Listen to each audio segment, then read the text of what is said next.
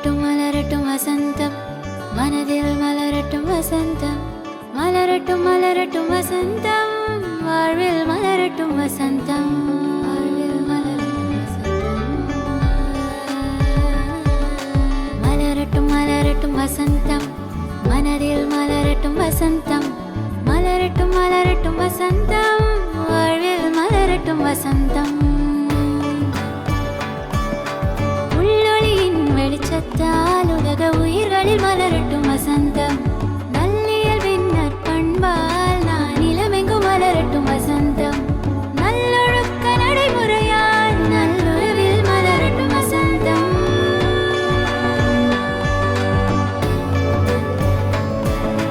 மலரட்டும் மலரட்டும் வசந்தம் மனதில் மலரட்டும் வசந்தம் மலரட்டும் மலரட்டும் வசந்தம் வாழ்வில் மலரட்டும் வசந்தம்.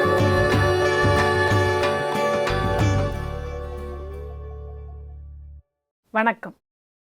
மலரட்டும் வசந்தம் என்ற இந்த நிகழ்ச்சிக்கு உங்கள் அனைவரையும் அன்போடு வரவேற்கின்றேன். துணிவு இல்லையேல் வாய்மை இல்லை, வாய்மை இல்லையேல் பிற அறங்களும் இல்லை என்று மகாத்மா காந்திஜி ஓரிரு வார்த்தைகளில் தைரியத்தை பற்றி மிக அழகாக கூறியுள்ளார். இன்று நாம் பார்க்க இருக்கும் தலைப்பு தைரியம். இதை பற்றிய விளக்கம் தர நம்மிடையே இணைந்துள்ளார் பிரம்மா குமாரி சகோதரி சாந்தி அவர்கள். இவர் கடந்த 20 ஆண்டு காலமாக பிரம்மா குமாரிகள் ராஜயோக தியானத்தை பயின்றும் பயிற்றுவித்தும் வருகிறார்.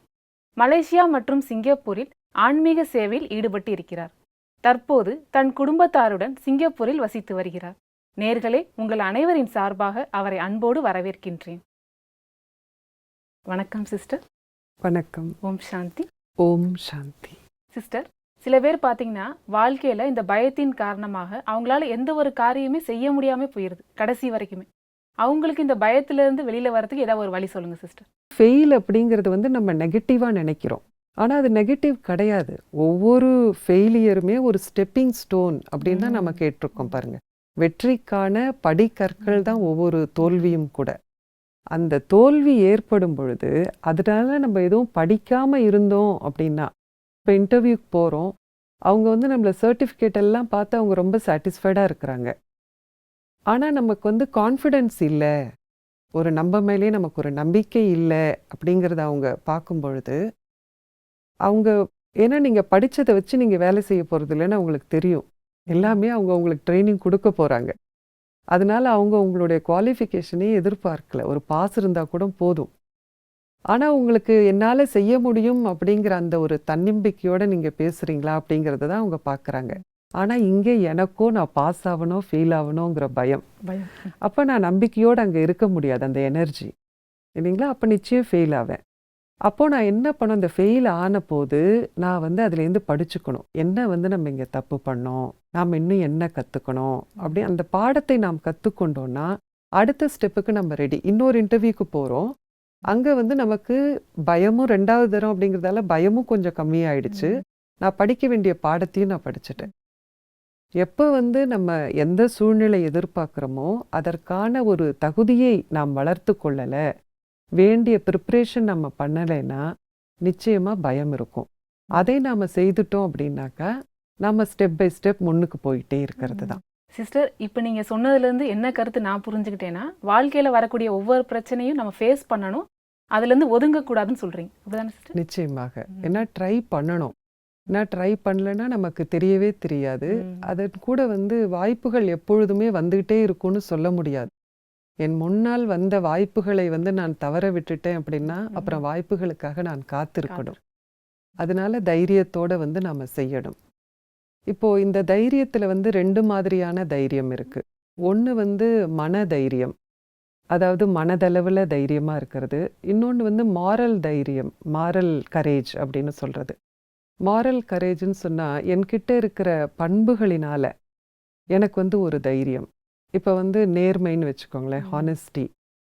இப்போ ஒருத்தர் ரொம்ப ஹானஸ்ட் பர்சனாக இருக்கிறார் அப்படின்னா, நேர்மையானவராக இருக்கிறாருன்னா அவர் எந்த இடத்துலையுமே அந்த நேர்மையை வெளிப்படுத்துவார்.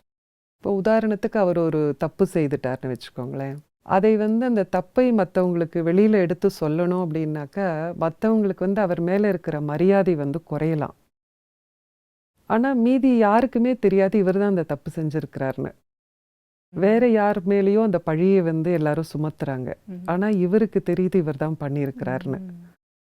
அப்போ இவர் என்ன பண்றாரு, அந்த மாரல் கரேஜ் இருக்கிறவங்க என்ன பண்றாங்க அப்படின்னா, தைரியமா போய் தான் செய்த தப்பை வந்து ஒத்துக்கொண்டு அந்த யார் மீது பழி சுமத்தினாங்களோ அவங்கள அதுலேருந்து விடுவிப்பாங்க. அந்த அளவு இவங்க கிட்ட நேர்மை இருக்கும் பொழுது அந்த நேர்மையே அவங்க செய்த தவறிலிருந்து அவங்களை காப்பாற்றும். அது வந்து ஒரு மாரல் கரேஜ். ஏன்னா தப்பு செஞ்சா எத்தனை பேர் வந்து ஒத்துக்கிறோம் இல்லைங்களா? அதுக்கும் ஒரு தைரியம் வேண்டியிருக்கு. அது வந்து ஒரு மாதிரி தைரியம். இன்னொன்று மன வலிமைன்னு சொல்றது பலசாலி உடல் வலிமை அப்படின்னு சொல்றது. உடல் வலிமை அப்படின்னு பார்த்தோன்னாக்கா 2 பலமும் ஆக்சுவலாக நமக்கு அவசியம் ரொம்ப. உடல் பலம் பலசாலி அப்படின்னு சொல்றது வந்து பார்த்தோன்னா நம்ம சின்ன வயசுல இருக்கும் பொழுது ஒரு 40 வயசு வரைக்கும் இருக்கும்போது பார்த்தீங்கன்னு சொன்னால் உடல் பலம் வந்து நமக்கு நல்லா இருக்கும். மன வலிமையை விட உடல் வலிமை வந்து ஸ்ட்ரென்த்தாக இருக்கும். நம்மளால உடனடியாக எக்ஸ்பிரஸ் பண்ண முடியும். மன வலிமை வந்து சொல்ல முடியாது. அது வந்து அனுபவத்தின் அடிப்படையில் வர்றது. ஸோ வாழ்க்கையில் சின்ன வயசில் இருக்கும்போது உடல் பலத்தினால நிறைய சாதிக்க முடியும். வயசாகும் பொழுது அனுபவத்தின் அடிப்படையில் மன தைரியம் வந்து ஜாஸ்தி வரும். ஸோ 2 தைரியமுமே நமக்கு வந்து முக்கியமான விஷயங்கள். 2ஐயும் வந்து நாம் பயன்படுத்துவதை வந்து பார்க்கணும். இதை ஒன்று வளர்வதன் மூலம் இன்னொன்று வளரும். 2மே ஒன்றை ஒன்று சார்ந்திருக்கிற விஷயம். இந்த மாதிரி கூட வந்து கரேஜை வந்து, ஆனால் தைரியம் அப்படிங்கிறது வந்து ஒரு நல்ல ஒரு தெய்வீக பண்பு. அதை வந்து நாம் வளர்த்துக்கணும். சிலப்போ வந்து சில பேருக்கு அந்த சூழ்நிலைகளே இருக்காது. அந்த சேலஞ்சிங் சூழ்நிலையே இருக்காது. ரொம்ப ஒரு ப்ரொடெக்டட் அட்மாஸ்ஃபியரில் இருப்பாங்க. எதுனாலும் யாரோ ஒருத்தர் வந்து அவங்களுக்கு செய்திடுவாங்க. அந்த மாதிரி இருக்கிற ஒரு நபருக்கு வந்து தைரியம் அப்படிங்கிறது வந்து ஒரு இன்னும் அவங்க எக்ஸ்ப்ளோர் பண்ணாத ஒரு விஷயமாகவே இருக்கும்.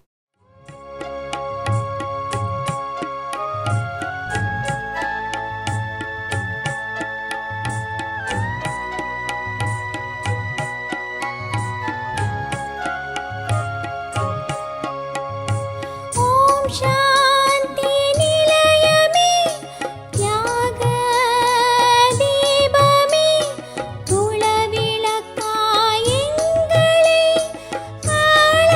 ஆளாக்கினாய்.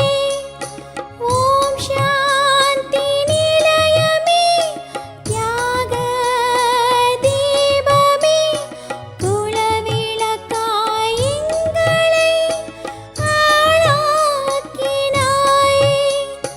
வசந்த கால பறவை போல் உன்னுடன் நாங்கள் சூட்சும உலகில் உறவாட வருவோம்.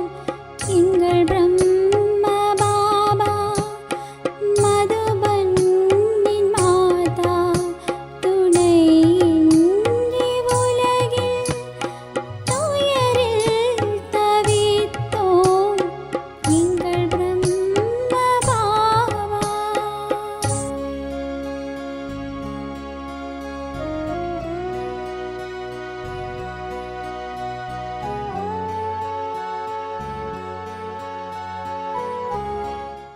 மலரட்டும் மலரட்டும் வசந்தம் மனதில் மலரட்டும் வசந்தம்.